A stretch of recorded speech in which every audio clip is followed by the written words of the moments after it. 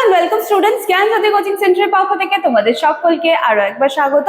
আলোচনা করব আজকে আমরা বিস্মরণের কারণ বা কজেস অফ ফরগেটিং নিয়ে, যে মানুষ ভুলে কেন যায়, কি কি কারণগুলো দায়ী রয়েছে, এটা নিয়ে কিন্তু আজকে আমরা 3 মার্কসের একটি ছোট্ট আলোচনা কিন্তু করে নেব।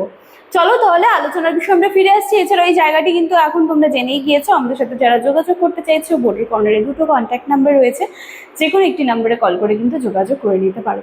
চলো ঝটপট চলে আসি এবার আলোচনার বিষয়।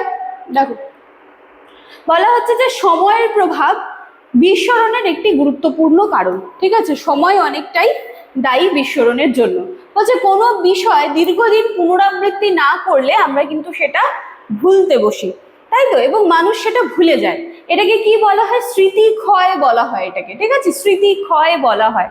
কোনো একটা বিষয় দেখবে যে পড়েছিলে, সেটা অনেক দিন হলো, আর সেই চ্যাপ্টার খোলাও হয়নি, প্র্যাকটিসও করোনি, আবার যখন যাবে সেটা পড়তে তখন দেখবে যে অনেক জায়গাগুলো ভুলে গেছো। এরকম হয় আমাদের সাথে। তারপর রয়েছে দেখো, মানসিক চাপ, দুশ্চিন্তা, আবেগজনিত সমস্যা বিস্মরণের কারণ হতে পারে। অতিরিক্ত উদ্বেগ বা ভয়ের কারণে মানুষ শেখা বিষয়গুলোকেও কিন্তু ঠিক করে মনে রাখতে পারে না। অনেক সময় দেখবে এক্সামের আগে খুব ভালো প্রিপারেশন হয়েছে, সব পারবে মনে হচ্ছে, এক্সাম হলে গেলে মানসিক চাপে কিন্তু যেটুকু লিখে আসবে ভেবেছিলে সেটা কিন্তু করে আসতে পারলে না।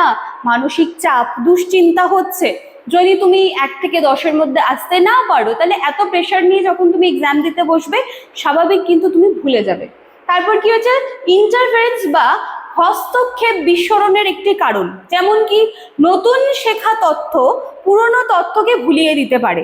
আবার পুরনো তথ্য নতুন তথ্য মনে রাখতে বাধা সৃষ্টি করতে পারে। নতুন কিছু আজকে পড়লে হয়ে গেল, বললাম যে আজকে তো হয়ে গেল, 2 দিন আগে যেটা পড়িয়েছি সেটা তাহলে আরেকবার দাও, তখন দেখা যাবে নতুন যেটা পড়েছো সেটাই মনে আছে, 2 দিন আগে যেটা পড়েছিল ওটা আর মনে করতে পারছো না। এটা একরকম হয়। আরেক রকম কি হয়, কোনো একটা বিষয় তুমি এত ভালো শিখেছো যে নতুন কোনো কিছু যখন মনে করতে চাচ্ছ, তখন কিন্তু সেই পুরোনো জিনিসটাই বারবার তোমার মনে পড়ছে, তুমি নতুন কিন্তু শিখতে পারছো না। এটাও এক রকমের কিন্তু কারণ হয়ে দাঁড়ায় বিস্মরণের। আর কি, মনোযোগের অভাবের কারণেও বিস্মরণ ঘটে। কোনো বিষয় মনোযোগ দিয়ে না শিখলে সেটা দীর্ঘদিন কিন্তু আমরা রাখতে পারি না, এটা আমরা সকলেই জানি। শারীরিক অসুস্থতা, ক্লান্তি বা মস্তিষ্কের আঘাতও বিস্মরণের কারণ হতে পারে, এবং অনেক সময় স্মৃতিশক্তিকে কিন্তু দুর্বল করে দেয়। তাহলে খুব সুন্দর, একদম ইজি ছিল, একটা ছোট্ট একটা বিষয় ছিল, রাখার চেষ্টা করেছি 3 মার্কসের।